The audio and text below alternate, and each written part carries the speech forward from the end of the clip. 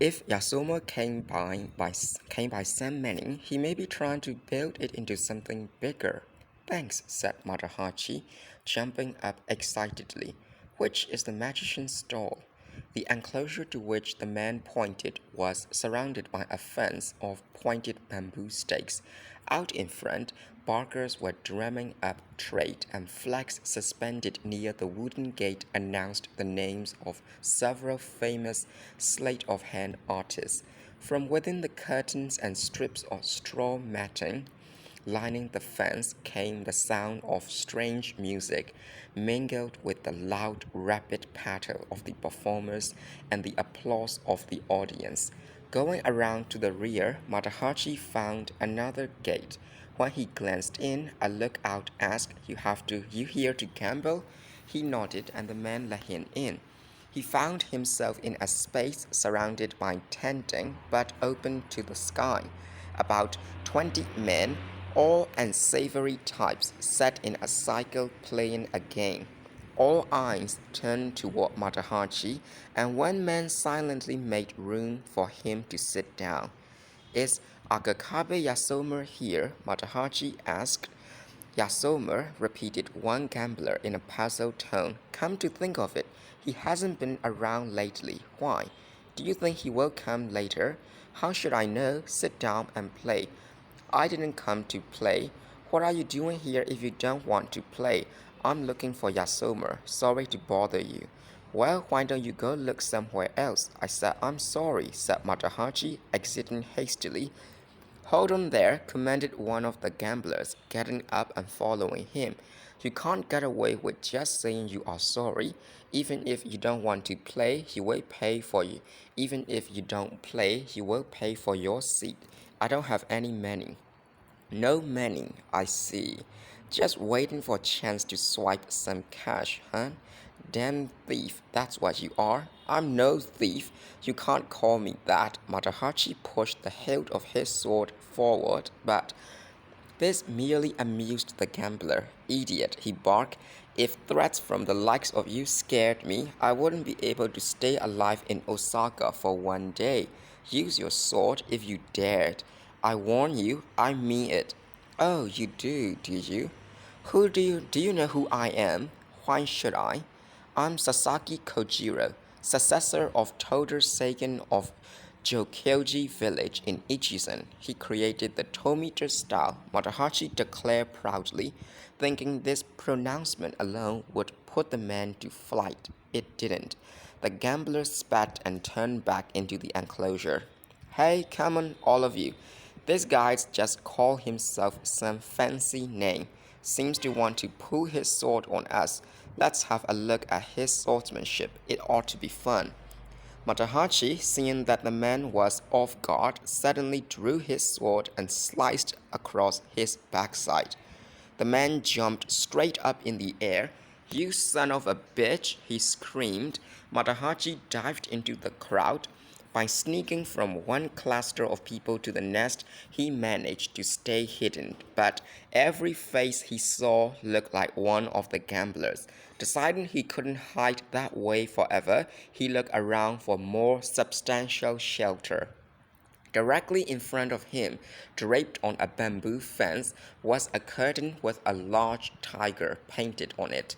There was also a banner on the gate bearing a design of a forked spear and a snake-eye crest, and a barker standing on an empty box shouting hoarsely, See the tiger, come in and see the tiger.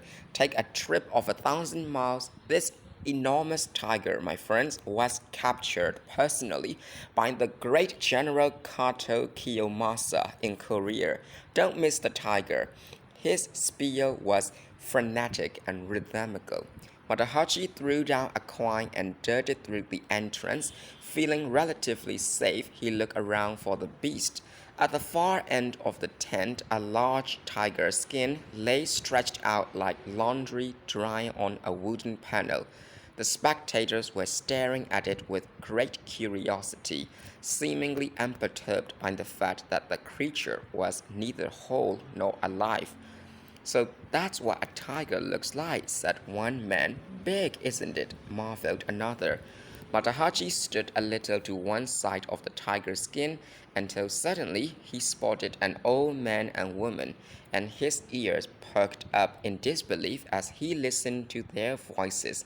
Uncle Gon, said the woman, that tiger there is dead, isn't it? The old samurai, stretching his hand over the bamboo railing and feeling the skin, replied gravely, of course it's dead. This is only the hide. But that man outside was talking as though it was alive. Well, maybe that's what they mean by a fast talker, he said with a little laugh.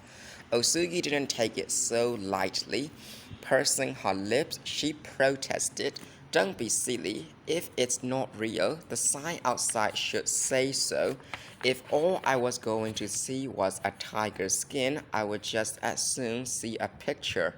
Let's go and get our money back. Don't make a fuss, Granny. People will laugh at you. That's all right. I'm not too proud. If you don't want to go, I'll go myself. As she started pushing her way back through the spectators, Matahachi ducked, but too late. Uncle Gon had already seen him. Hey there, Matahachi, is that you? He shouted. Osugi, whose eyes were none too good, stammered, What's that you said, Uncle Gon? Didn't you see Matahachi was standing there, just behind you? Impossible. He was there, but he ran away. Where? Which way? The two scampered out the wooden gate into the crowd, already veiled in the hues of evening. Matahachi kept bumping into people, but disentangled himself and ran on. Wait, son, wait, cried Osugi. Matahachi glanced behind him and saw his mother chasing him like a mad woman.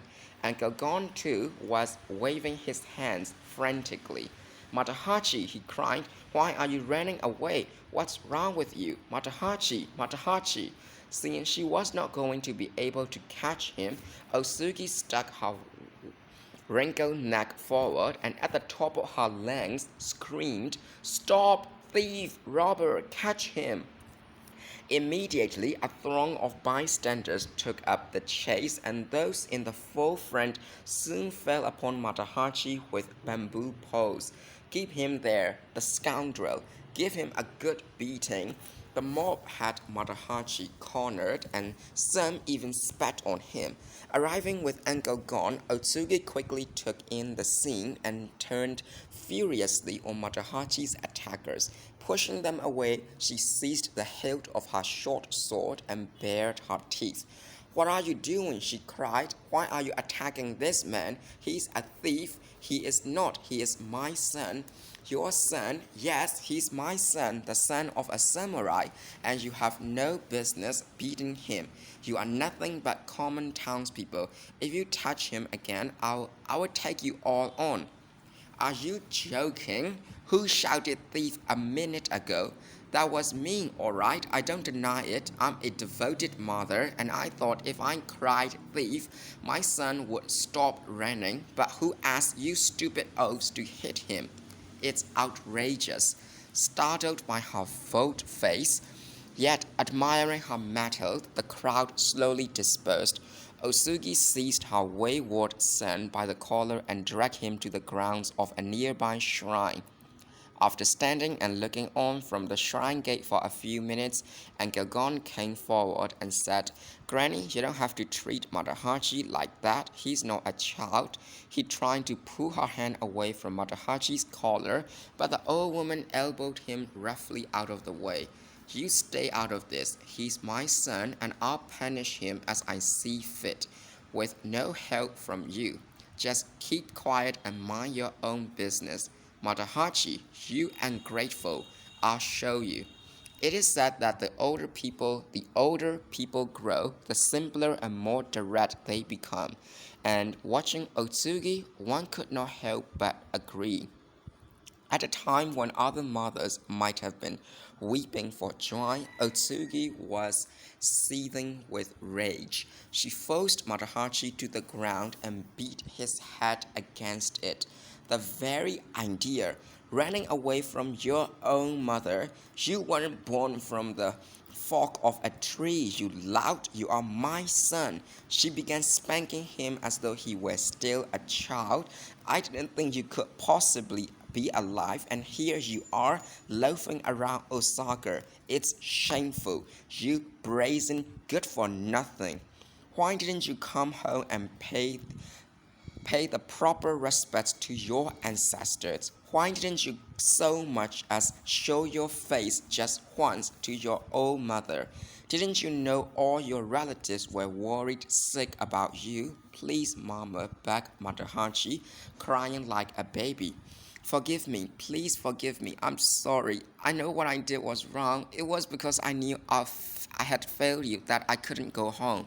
I didn't really mean to run away from you. I was so surprised to see you. I started running without thinking. I was so ashamed of the way I had been living. I couldn't face you and Engel gone. He covered his face with his hands. Otsuki's nose crinkled and she too started to bawl, but almost immediately she stopped herself.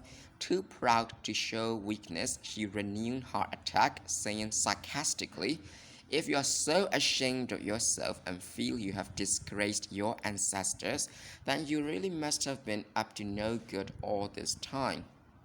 And Galgon, unable to restrain himself, pleaded, that's enough. If you keep on like that, it will surely twist his nature. I told you to keep your advice to yourself. You are a man. You shouldn't be so soft. As his mother, I have to be just as stern as his father would be if he were still alive. I'll do the punishing and I'm not finished yet. Matahachi, sit up straight. Look me in the face. She sat down formally on the ground and pointed to the place where he was to sit. Yes, Mama, he said obediently, lifting his dirt-stained shoulders and getting into a kneeling position. He was afraid of his mother. She could, on occasion, be an indulgent parent, but her readiness to raise the subject of his duty to his ancestors made him uncomfortable. I absolutely forbid you to hide anything from me, said. Now, what exactly have you been doing since you ran off to Sekigahara? Start explaining and don't stop till I've heard all I want to hear. Don't worry, I won't hold anything back, he began, having lost the desire to fight. True to his word, he blurted out the whole story in detail about escaping from Sekigahara, hiding at Ibuki, becoming involved with Oko, living off her, though hating it for several years, and how he now sincerely regretted what he had done.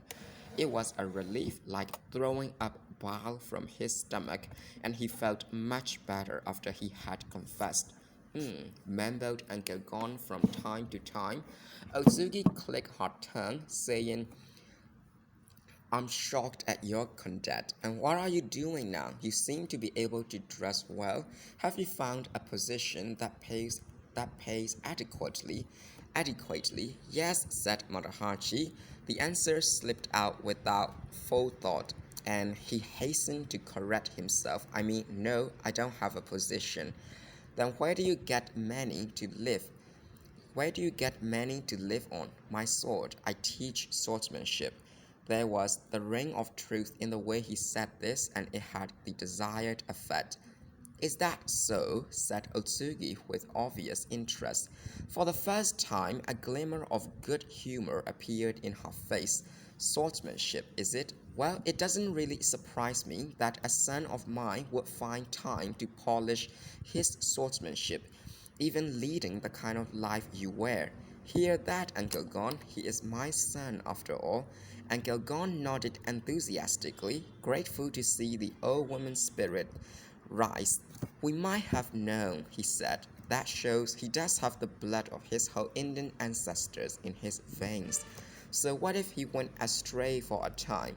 It's clear he has got the right spirit. Matahachi, said Otsugi. Yes, Mama. Here in this area, who did you study swordsmanship under? Kanemaki Jisai. Oh, why, he's famous. Otsugi had a happy expression on her face. Matahachi, eager to please her even more, brought out the certificate and unrolled it, taking care to cover Sasaki's name with his thumb. Look at this, he said. Let me see, said Osugi. She reached for the scroll, but Matahachi kept a firm grip on it. See, Mama, you don't have to worry about me. She nodded. Yes, indeed, this is fine. And Gilgon, look at this. Isn't it splendid? I always thought, even when Matahachi was a baby, that he was smarter and more capable than Takezo and the other boys. She was so overjoyed she began spitting as she spoke. At just this moment, Matahachi's hand slipped and the name on the scroll became visible. Wait a minute, said Osugi. Why does it say Sasaki Kojiro? Oh, that? Why, that's my nom de guerre. Nom de guerre? Why do you need that? Isn't whole Indian Matahachi good enough for you? Yes, fine, replied Matahachi, thinking fast. But when I thought it over, I decided not to use my own name. With my shameful past, I was afraid of disgracing our ancestors. I see. That was good thinking, I suppose. Well, I don't imagine you know anything about what has gone on in the village, so I'll tell you. Now pay attention, it's important. Otsugi launched into a spirited account of the incident that had occurred in Miyamoto, choosing her words in a way calculated to spur Matahachi to action. She explained how she and Uncle Gon had been searching for years for Otsu and Takezo. Although she tried not to get emotional, she did get carried away with her story. Her eyes moistened and her voice thickened. Matahachi, listening with bowed head, was struck by the vividness of her narrative. At times like this, he found it easy to be a good and obedient son, but whereas his mother's main concern was family honor and the samurai spirit, he was most deeply moved by something else. If what she was saying was true, Otsu didn't love him anymore. This was the first time he had actually heard this. Is that really true? He asked. Otsugi, seeing his face change color, drew the mistaken conclusion that her lecture on honor and spirit was taking effect. If you think I'm lying, she said, ask Uncle Gon. That troll-lob abandoned you and ran off with Takezo. To put it another way, you could say Takezo, knowing you wouldn't be back for some time, lured Otsu into going away with him. Isn't that right, Uncle Gon? Yes. When Takezo was tied up in the tree, he got Otsu to help him escape, and the two made off together. Everybody said there must have been something going on between them. This brought out the worst in Matahachi and inspired a new revulsion against his boyhood friend. Sensing this, his mother fanned the spark. Do you see now, Matahachi? Do you understand why Uncle Gon and I left the village? We are going to leave. We are going to have our revenge on those two. Unless I kill them, I can't ever show my face in the village again or stand before the memorial tablets of our ancestors. I understand. And do you see that unless we avenge ourselves, you can't return to Miyamoto either? I won't go back. I will never go back. That's not the point. You've got to kill those two.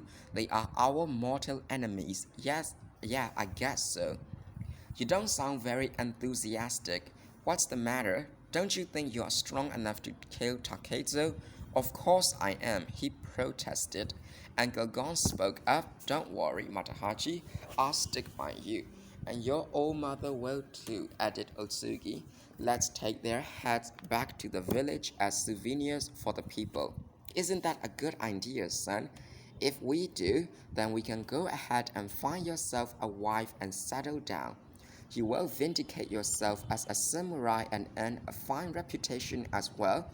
There's no better name in the whole Yoshino area than Ho-Indian, and you will have proved that to everyone beyond a doubt. Can you do it, Matahachi? Will you do it? Yes, Mama.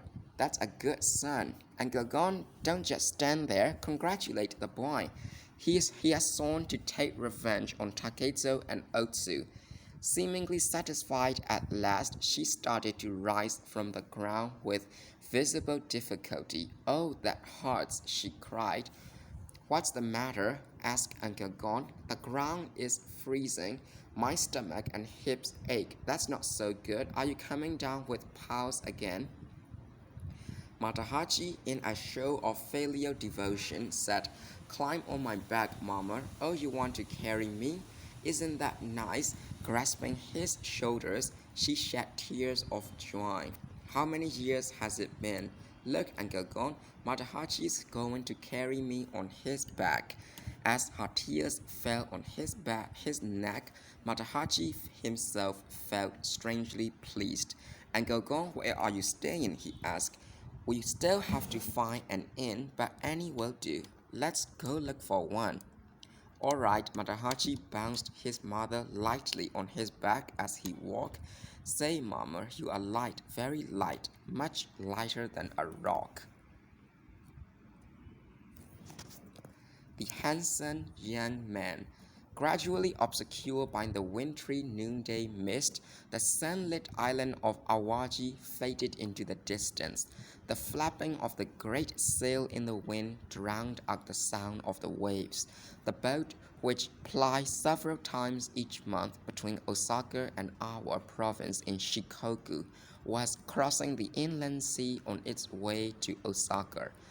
Although its cargo consisted mostly of paper and indigo dye, a distinctive odor betrayed it was carrying contraband in the form of tobacco, which the Tokugawa government had forbidden the people to smoke, sniff, or chew.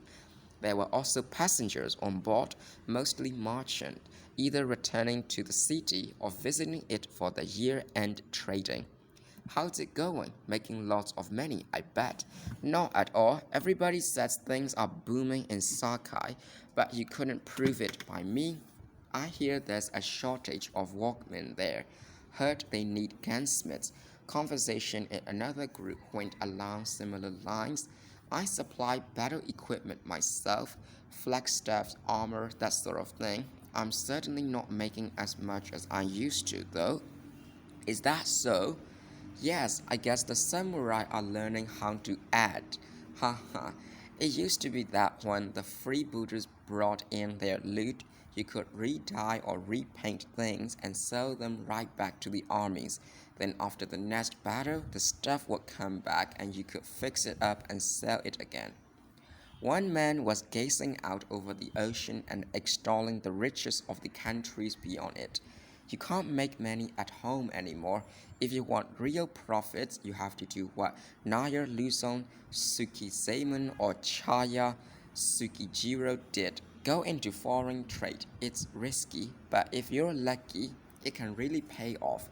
"Well," said another man, "even if things aren't so good for us these days, from the samurai's viewpoint, we are doing very well. Most of them don't even know what good food tastes like. We talk about the luxuries the daimyo enjoy, but sooner or later they have to put on their leather and steel and go out and get killed. I feel sorry for them. They are so busy thinking about their honor and the warrior's code, they can't ever sit back and enjoy life. Isn't that the truth? We complain about bad times and all, but the only thing to be today is a merchant. You are right, at least we can do what we want. All we really have to do is make a show of bowing down before the samurai, and a little money makes up for a lot of that. If you're going to live in this world, might as well have a good time. That's the way I see it. Sometimes I feel like asking the samurai what they're getting out of life. The wooden carpet this group had spread for themselves to sit on was imported, evidence that they were better off than other elements of the population. After Hideyoshi's death, the luxuries of the Momoyama period had passed largely into the hands of merchants rather than samurai, and these days the richer townspeople were the ones with elegant sake serving sets and beautiful expensive travel equipment. Even a small businessman was normally better off than a samurai with an allowance of 5,000 bushels rice per year. which was considered a princely income by most samurai.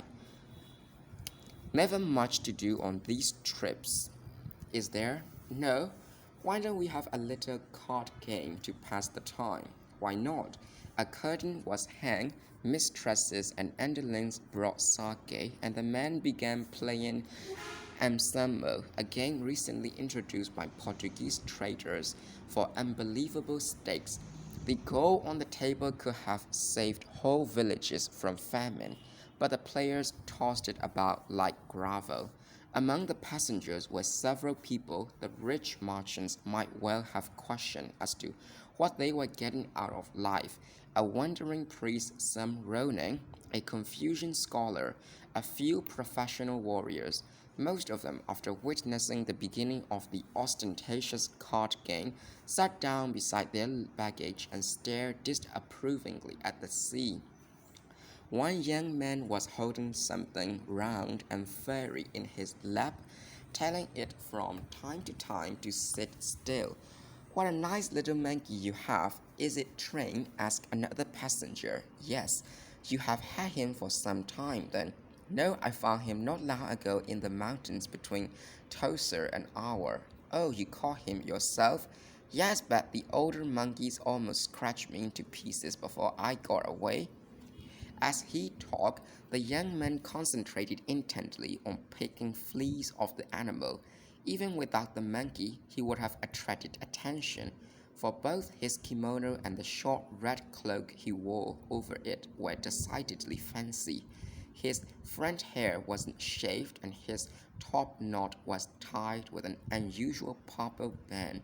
His clothing suggested he was still a boy, but these days it wasn't as easy as it used to be to tell a person's age from his apparel. With the rise of Hideyoshi, clothing in general had become more colorful. It was not unknown for men of 25 or so to continue to dress like boys of 15 or 16 and leave their full locks uncut. His skin glowed with youth, his lips were a healthy red, and his eyes were bright. On the other hand, he was solidly built, and there was a certain adult severity about his thick eyebrows and the upward curve at the corners of his eyes. Why do you keep squirming? He said impatiently, rapping the monkey sharply on the head. The innocence with which he was picking off the fleas added to the impression of youthfulness. His social status was also difficult to ascertain.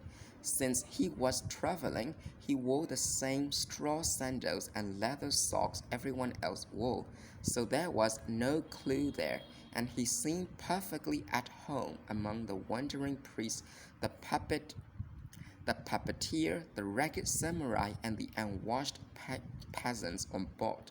He could easily be taken for a Ronin, yet there was something that hinted at a higher status, namely the weapon slung slantwise across his back on a leather strap. It was a long, straight battle sword, large and splendidly made. Nearly everyone who spoke to the youth remarked on its fineness. Gion Toji, standing some distance away, was impressed by the weapon.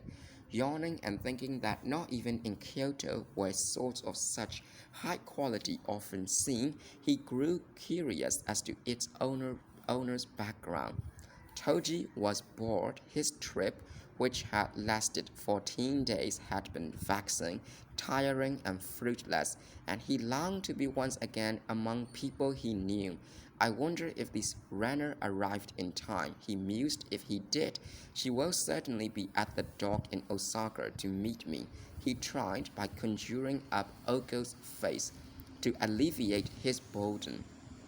The reason behind his trip was the shaky financial condition of the house of Yoshioka, brought on by Seijuro's having lived beyond his means. The family was no longer wealthy.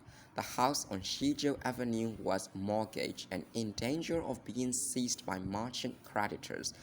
aggravating the situation where countless other year-end obligations, selling every single family possession would not produce enough funds to meet the bills that had already piled up.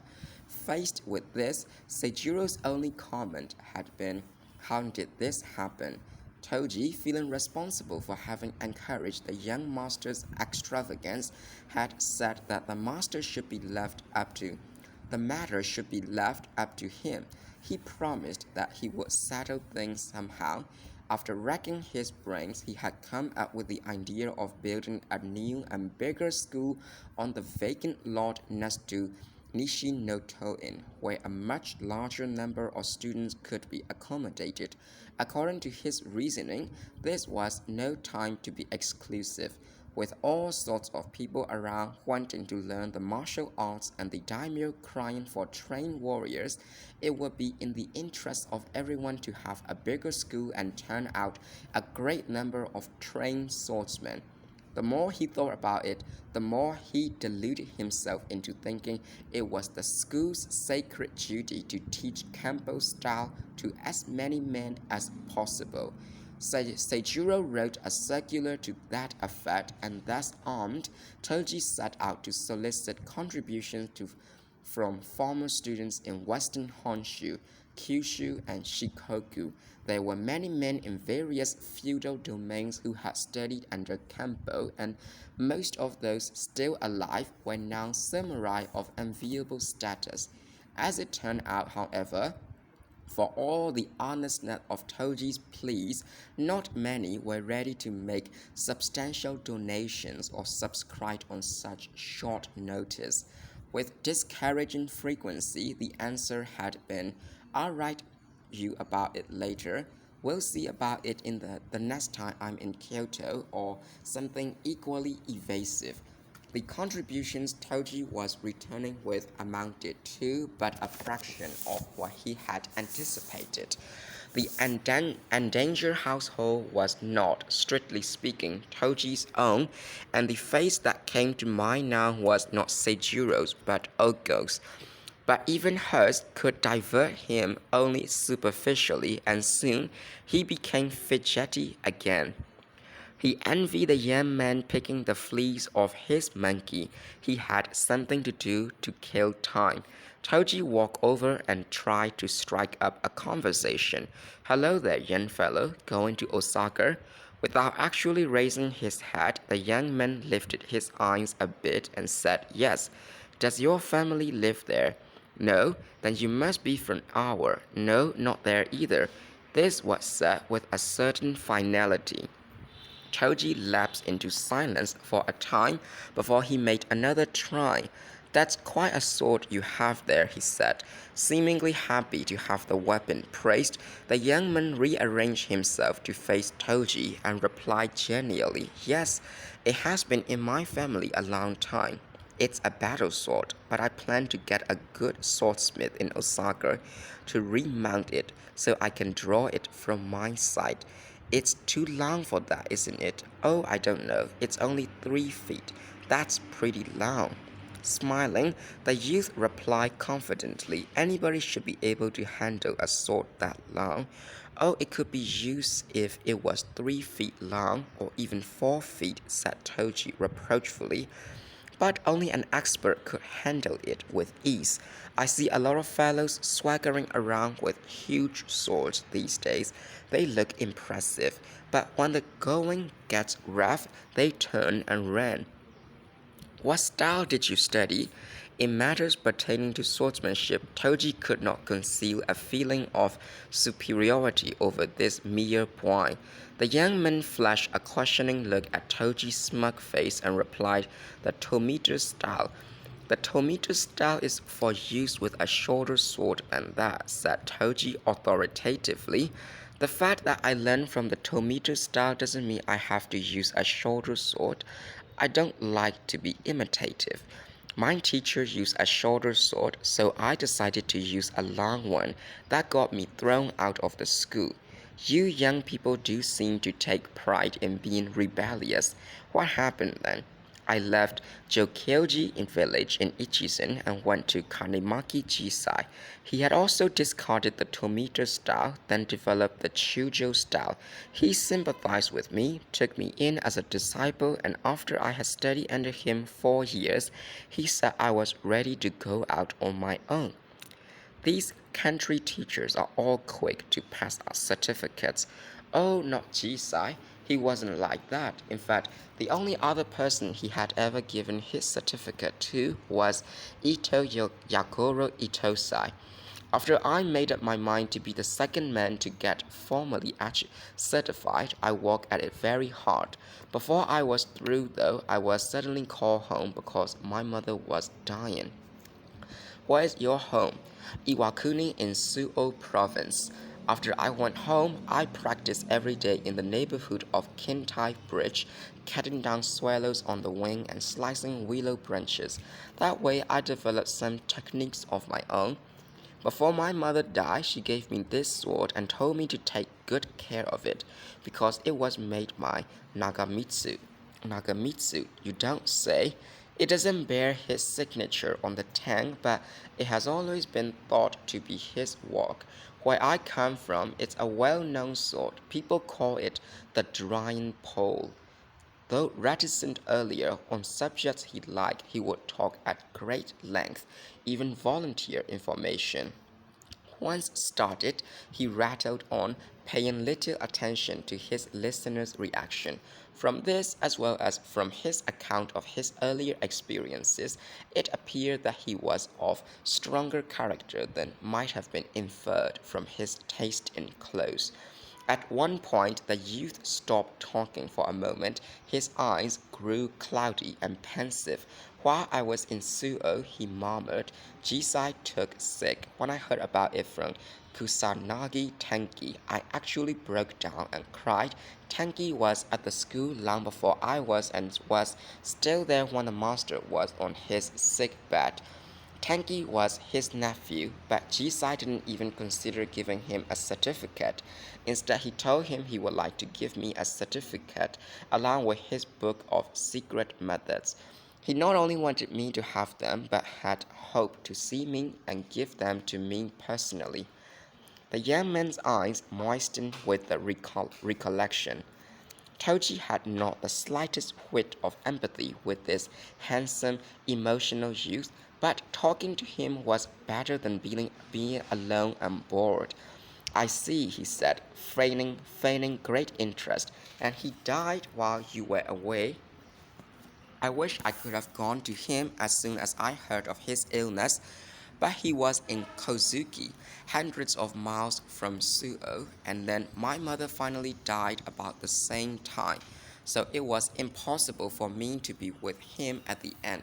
Clouds hid the sun, giving the whole sky a grayish cast. The ship began to roll, and foam blew in over the gunwales. The young man continued his sentimental tale, the gist of which was that he had closed up the family residence in Suo and, in an exchange of letters, had arranged to meet his friend Tenki on the spring equinox. It was unlikely that Jisai, who had no close kin, had left much property, but he had entrusted Tenki with some money for the young man, along with the certificate and the book of secrets, until they met on the appointed day at Mount Horaiji in Mikawa province, halfway between Kozuki and Awa. Tenki was supposedly traveling around studying. The young man himself planned to spend the time in Tokyo, studying and doing some sightseeing. Having finished his story, he turned to Toji and asked, Are you from Osaka? No, I'm from Kyoto.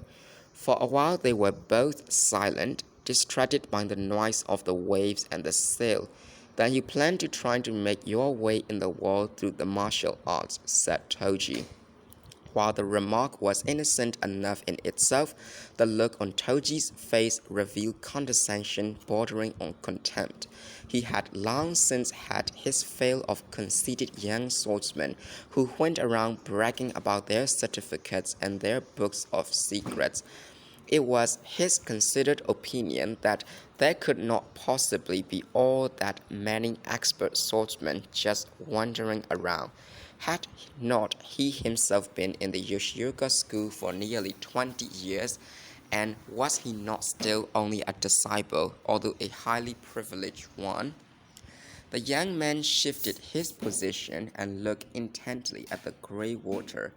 Kyoto, he murmured, then turned again to Toji and said, I'm told there's a man there named Yoshioka Seijiro, the eldest son of Yoshioka Kampo. Is he still active? Toji was in the mood to do some teasing. Yes, he replied simply. The Yoshioka school seems to be flourishing. Have you visited the place? No, but when I get to Kyoto, I would like to have a match with this Seijiro and see how good he is. Toji coughed to suppress a laugh. He was fast growing to detest the young man's brash self-confidence. Of course, he had no way of knowing Toji's position in the school, but if he were to find out, he would no doubt regret what he had just said. With a twisted face and a contemptuous tone, Toji asked, And I suppose you think you would come away unscathed? Why not? The youth snapped back. Now he was the one who wanted to laugh, and laugh he did. Yoshioka has a big house and a lot of prestige, so I imagine Campo must have been a great swordsman. But they say neither of his son amounts to much. How can you be so sure before you've actually met them? Well, that's what the samurai in the other provinces say. I don't believe everything I hear, but almost everyone seems to think the house of Yoshioka will come to an end with Seijiro and Denshichiro. Toji longed to tell the youth to hold his tongue. He even thought for a moment of making his identity known, but to bring the matter to a head at this point would make him appear the loser. With as much restraint as he could manage, he replied, The provinces seem to be full of know-it-alls these days, so I wouldn't be surprised if the house of Yoshioka is being underrated. But tell me more about yourself. Didn't you say a while ago you had figured out a way to kill swallows on the wing?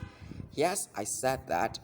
And you did it with that great long sword? That's right. Well, if you can do it, it should be easy for you to cut down one of the seagulls swooping down over the ship. The youth did not answer immediately. It had suddenly dawned on him that Toji was up to no good. Staring at Toji's grim lips, he said, I could do it, but I think it would be silly. Well, said Toji magniloquently, if you're so good that you can disparage the house of Yoshioka without having been there. Oh, have I annoyed you? No, not at all, said Toji, but no one from Kyoto likes to hear the Yoshioka school talk down. I wasn't telling you what I thought, I was repeating what I had heard. Young man, said Toji sternly. What? Do you know what is meant by half-baked samurai?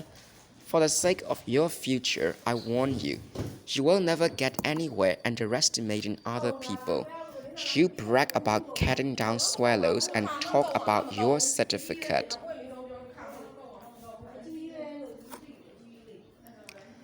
Talk about your certificate in the Chujo style, but you better remember that not everybody is stupid, and you better start taking a good look at whoever you're talking to before you start boasting. You think it's only bragging? Yes, I do. Thrusting out his chest, Toji came closer. Nobody really minds listening to a young man boast of his accomplishments, but you shouldn't carry it too far. When the young man said nothing, Toji continued, From the beginning I have been listening to you carry on about yourself and I haven't complained, but the fact of the matter is that I am Gion Toji, the chief disciple of Yoshioka Seijiro, and if you make one more disparaging remark about the house of Yoshioka, I'll have it out of your height. By this time, they had attracted the attention of the other passengers. Toji, having revealed his name and exalted status, swaggered off toward the stern of the ship, growling ominously about the insolence of young people these days. The youth followed him in silence while the passengers gaped from a safe distance. Toji was not at all happy about the situation. Ogo would be waiting for him when the ship docked, and if he got into a fight now, there was bound to be trouble with the officials later. Looking as unconcerned as possible, he propped his elbows on the rail and gazed intently at the blue-black eddies forming under the rudder. The youth tapped him on the back lightly. "Sir," he said in a quiet voice that showed neither anger nor resentment. Toji did not answer. "Sir," the young man repeated, unable to keep up his show of nonchalance. Toji asked, "What do you want?" "You call me a braggart in front of a lot of strangers, and I have my honor to uphold. I feel constrained to do what you challenged me to do a few minutes ago. I want you to be a witness." "What did I challenge you to do?" "You can't have forgotten already. You laughed when I told you I would cut down. I had cut down swallows on the wing and dared me to try cutting down a seagull. I did suggest that, didn't I? If I cut one down, will it convince you I'm not just talking?" "Well, yes, it will. All right, I'll do it." "Fine, splendid," Toji laughed sarcastically, "but don't forget, if you undertake this just for pride's sake and fail, you'll be really laughed at. I will take that chance. I have no intention of stopping you." "And you will stand by as a witness?" "Why, I'll be only too glad to." The young man took a position on a lead plate in the center of the afterdeck and moved his hand toward his sword. As he did so, he called out Toji's name. Toji, staring curiously, asked what he wanted, and the youth, speaking with great seriousness, said, "Please have some seagulls fly down in front of me. I'm ready to cut down any number of them." Toji suddenly recognized the similarity between what was going on and the plot of a certain humorous tale attributed to the priest Ikkyu. The young man had succeeded in making an ass of him. Angrily, he shouted, "What sort of nonsense is this? Anyone who could make seagulls fly in front of him would be able to cut them down. The sea stretches out for thousands of miles, and my sword is only 3 feet long. If the birds won't come near, I can't cut them down." Advancing a couple of paces, Toji gloated, "You're just trying to walk yourself out of a bad spot. If you can't kill a seagull on the wing, say you can't and apologize. If I intended to do that, I wouldn't be standing here waiting. If the birds won't come near, then I will cut something else for you, such as..." "Just come another 5 steps closer, I'll show you." Toji came nearer, growling, "What are you up to now? I just want you to let me make use of your head, the head with which you dare me to prove I wasn't just boasting. When you consider the matter, it would be more logical to cut that off than to kill innocent seagulls." "Have you lost your mind?" shouted Toji. His head ducked reflexively, for just at that instant, the young man whipped his sword from its scabbard and used it. The action was so fast that the 3-foot sword seemed no larger than a needle. What?" cried Toji as he staggered backward and put his hands to his collar. His head was still there, fortunately, and as far as he could tell, he was unharmed. "Do you understand now?" asked the youth, turning his back and walking off between the piles of baggage. Toji was already crimson with embarrassment. When looking down at a sunlit patch of the deck, he saw a peculiar-looking object, something like a little brush. A horrible thought came into his mind, and he put his hand to the top of his head. His top knot was gone.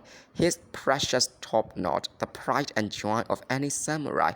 Horror on his face, he rubbed the top of his head and found that the band tying his hair at the back was undone. The locks it had held together had fanned out over his scalp. That bastard! Unmitigated rage swept through his heart. He knew now only too well that the youth had been neither lying nor voicing an empty boast. Young he was, but he was a spectacular swordsman. Toji was amazed that anyone so young could be so good, but the respect he felt in his mind was one thing, and the color in his heart was something else again.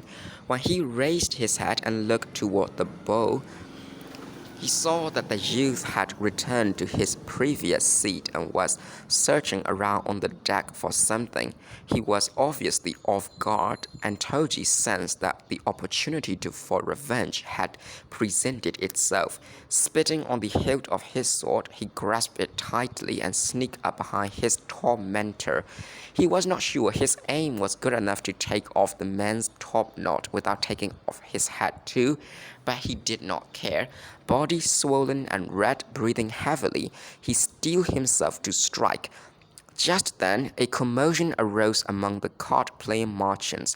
What's going on here? There aren't enough cards. Where did they go? Look over there. I've already looked. As they were shouting and shaking out their carpet, one of them happened to glance skyward. Up there, that monkey has them.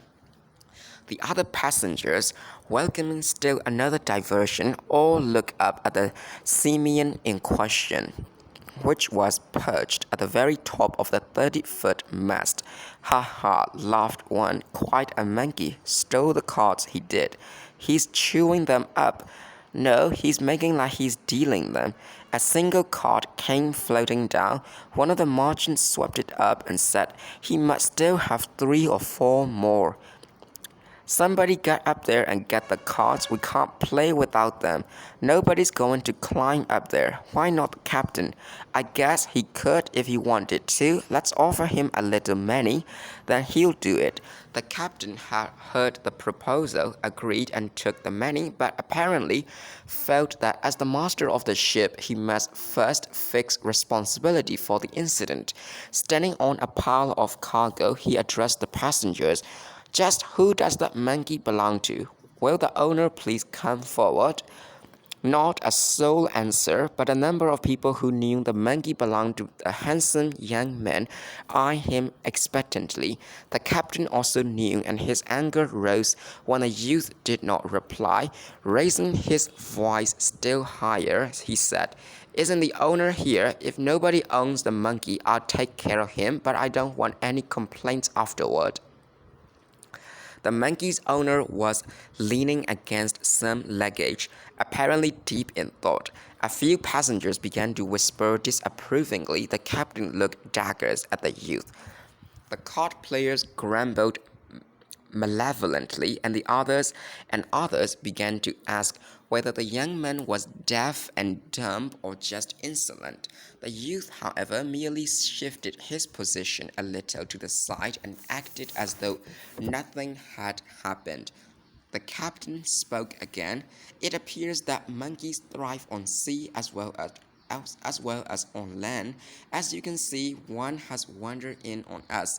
Since it is ownerless, I suppose we can do whatever we wish with it. Passengers, be my witness. As captain, I have appealed to the owner to make himself known, but he hasn't done so. If he later complains that he could not hear me, I ask you to stand by me." "We are your witnesses," cried the merchants, who by this time were verging on apoplexy. The captain disappeared down the ladder into the hole. When he re-emerged, he was holding a musket with a slow-burning fuse already lit. There was no question in anybody's mind but that he was ready to use it.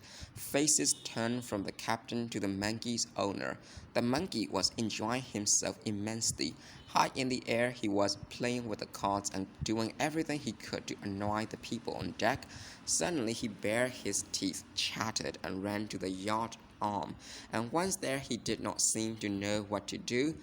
The captain raised the musket and took aim, but as one of the merchants pulled at his sleeve and urged him to fire, the owner called out, "Stop, captain." It was now the captain's turn to pretend not to hear. He squeezed the trigger. The passengers bent down with their hands over their ears, and the musket fired with a huge bang. But the shot went high and wide. At the last instant, the young man had pushed the barrel of the gun out of line. Screaming with rage, the captain caught hold of the young man's chest. He seemed for a time almost to be suspended there, for though he was strongly built, he was short, and by the side of the handsome youth.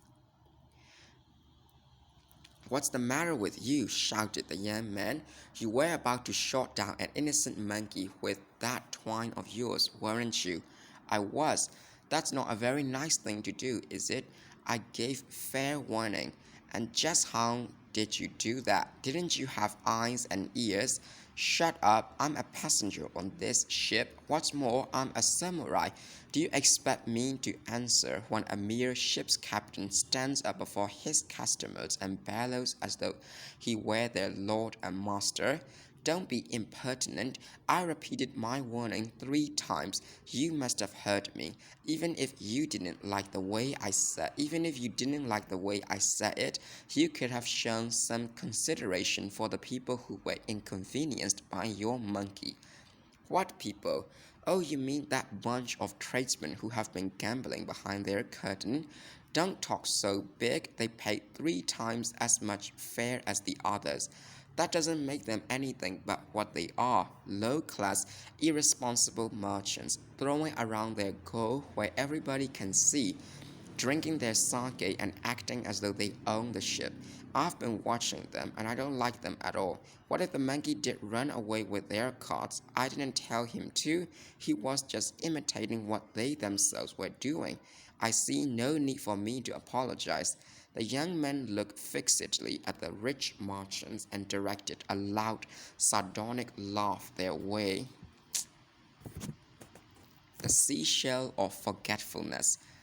It was evening when the ship entered the harbor at Kisugawa, where it was met by the all-pervading odor of fish. Reddish lights twinkled on shore, and the waves hummed steadily in the background. Little by little, the distance between the raised voices coming from the ship and those issuing from the shore closed up. With a white splash, the anchor was dropped, ropes were cast, and the gangplank was moved into place. A flurry of excited cries filled the air. "Is the son of the priest at Sumiyoshi's shrine aboard? Is there a runner around? Master, here we are, over here." Like a wave, paper lanterns bearing the names of various inns roll across the dock toward the ship as the touts vie with each other for business. "Anyone for the Kashiwaya Inn?" The young man with the monkey on his shoulder pushed his way through the crowd. "Come to our place, sir. No charge for the monkey. We're right in front of Sumiyoshi Shrine. It's a great place for pilgrims.